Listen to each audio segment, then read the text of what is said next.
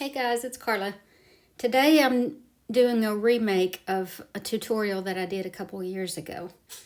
So these are mop brushes, just two different size mop brushes. So I've already got my canvas painted, and I used purple, but if you wanted a different color sky like blue or pink or whatever, then just use different colors. But I want to show you these techniques. So the first thing I want to do is create a little hot spot in the sky where light is coming from behind the clouds. So I'm just using like circular motions with this brush, and I'm using whichever size brush I need for what I'm doing, but I started out with the larger one and now this is the smaller one. But I just want to create this little hot spot, and I'll be putting clouds around it.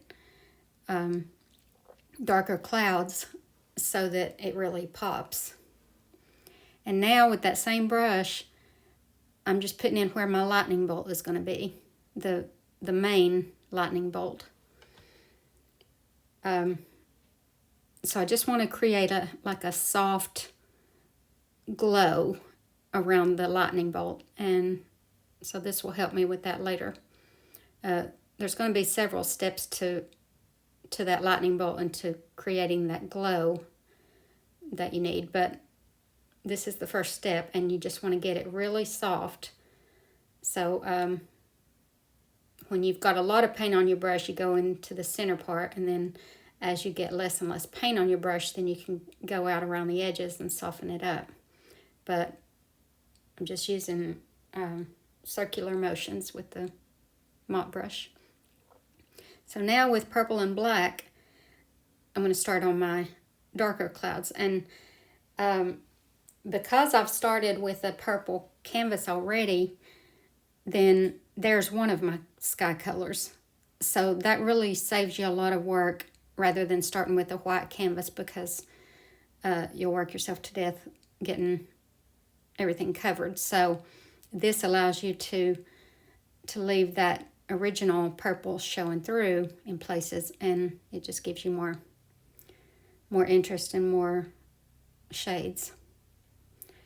So again, I'm just using a circular motion with my larger mop brush, and when I don't have much paint on my brush, that's when I go out toward the edges and soften those up. So this mop brush works really well for this.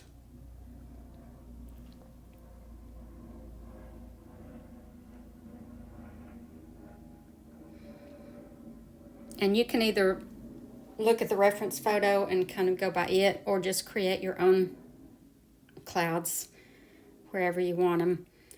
And if you do that, I just suggest that you have quite a bit of dark in there for contrast, because when that lightning bolt gets on there and it's really glowing, then that dark is going to help with that. So quite a bit of darker clouds, and at least one hot spot where light is coming through the clouds. Other than that, it really doesn't matter where these colors go.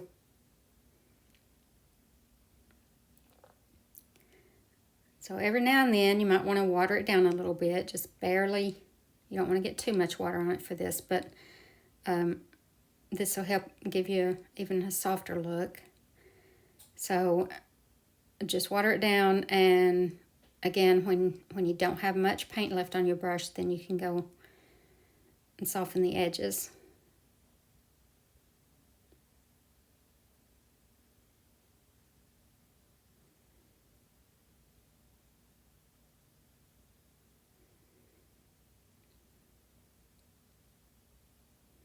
So I want some really, really dark places, but I want some really, really light places too. So you've got to have that contrast, or this painting is not going to work. So now with my smaller mop brush, I'm using that dark color to form a cloud that comes down in front of that bright spot. So this cloud, I don't want it to be soft edges. I mean, I don't want them sharp, but I don't want them I don't want to kind of like smudge them out. I want them to be bold against that light sky behind it. So this dark cloud right here just kind of comes in behind the lightning bolt and back out the other side, in my mind anyway.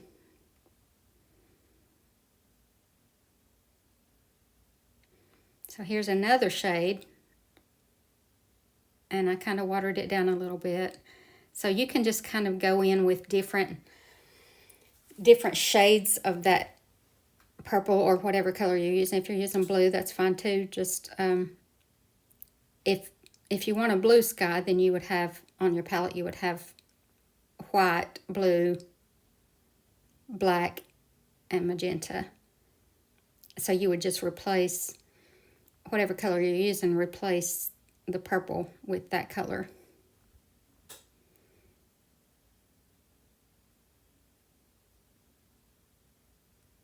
And this too helps if you water this down a little bit, like I've done right here. It helps fill in those little dry spots, little dry specks in the canvas, you know, that you get when maybe the paint doesn't get all the way down in there. So if it's watered down, it's easier for it to get down into those little crevices.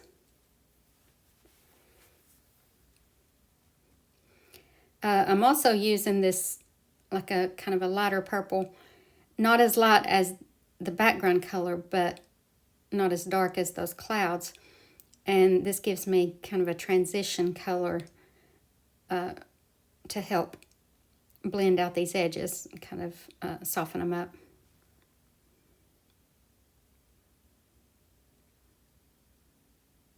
So I want everything to be soft except that one dark cloud.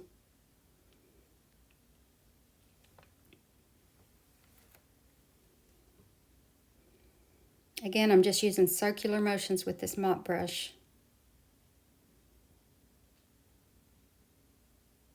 I'm almost tapping it with circular motions, if that makes any sense. So now with a round brush, just a synthetic round brush, this is just a cheap brush, I'm just going to put in the first coat on my lightning bolt.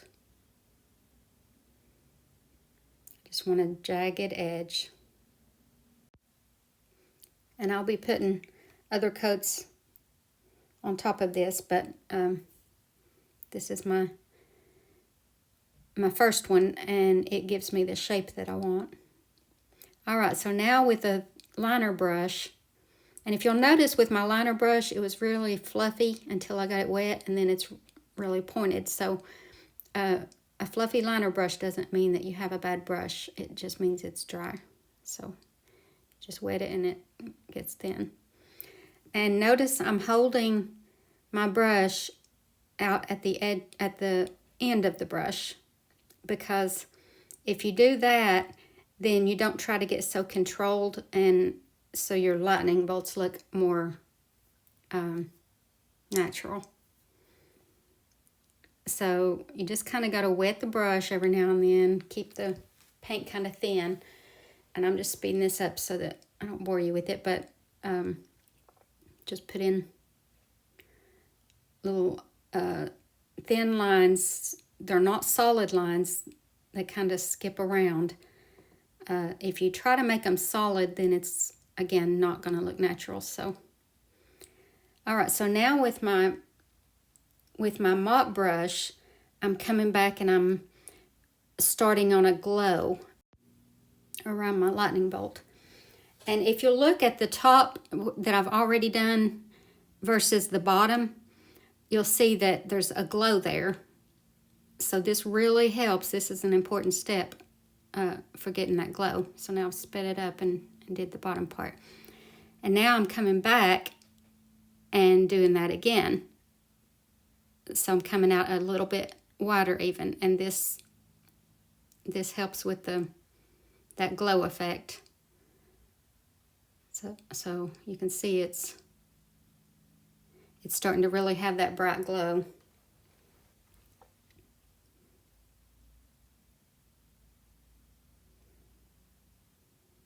And I'm just kind of tapping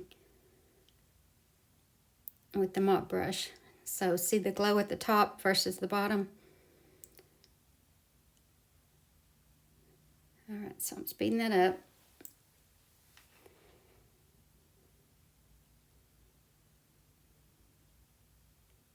And now I've decided I want my little bright area there to be a little bit brighter, so it's not too late to come back and brighten that up. Because it really helps to have that hot spot right there. So I'm just using the smaller mop brush and kind of making like a tapping, a circular tap. I don't know if that makes any sense, but that's the only way I can explain it. I'm just tapping and going in a circular motion. All right, now with watered down magenta, this is very watered down. I'm making a glaze. And I've dried my canvas, and I'm going to paint this over the whole thing. So this just kind of gives it that, it unifies the whole thing, and it gives it that pinkish look. So now with a flat hog bristle brush, I'm going to tap in, I dried the pink, the magenta color, so that glaze is dry, and I'm just tapping in, tapping back in my lightning bolt, because once it has that pink over it, then you want to brighten it back up. So I'm just tapping this on with the edge of the brush, and there's a second coat. All right, now with not much paint on the brush, I'm kind of dry brushing over the whole thing, over that whole lightning bolt to soften the edges, because we don't want to lose that glow.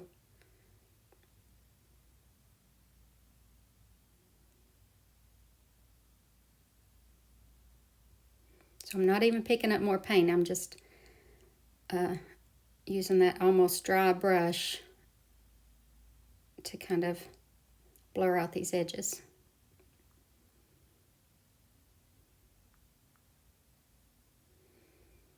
There's another coat of white. You have to, with white paint, with white acrylic paint, you really have to put several coats on it, or it'll dull down.